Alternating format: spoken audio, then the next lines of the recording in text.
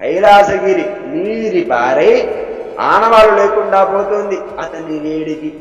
నెత్తి మీద ఉన్న చంద్రుడు నిట్టూర్పు సెగలు సోకి నిప్పులు కప్పుతున్నాడు.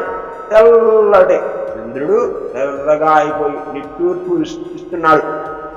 సతీదేవి ఏ తీరుగా శంభుడిని ఆరాధించిందో ఆయన ఇప్పుడు అదే తీరుగా సతీదేవిని ఆరాధిస్తున్నాడు.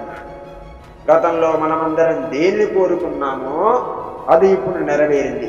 శంకరుని కొరకు జన్మించిన సతి ఆయనని కిచ్చి కళ్యాణం జరిపించు. అది లోక కళ్యాణం అవుతుంది, అది లోక కళ్యాణం అవుతుంది. ఆలస్యం చేయకు, కృతకృత్యుడు కా. నేను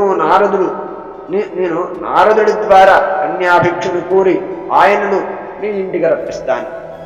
వాణీపతి హితోపదేశానికి అనగా బ్రహ్మగారి హితోపదేశానికి సరే అన్నాడు దక్షుడు.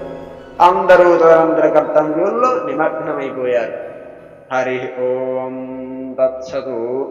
ఇంతటితో సతీదేవి ఎదుట శంకర సాక్షాత్కారం అనే ఘట్టం పరిసమాప్తి. రేపటి వీడియోలో సతి కళ్యాణం అనే ఘట్టం గురించి తెలుసుకుందాం.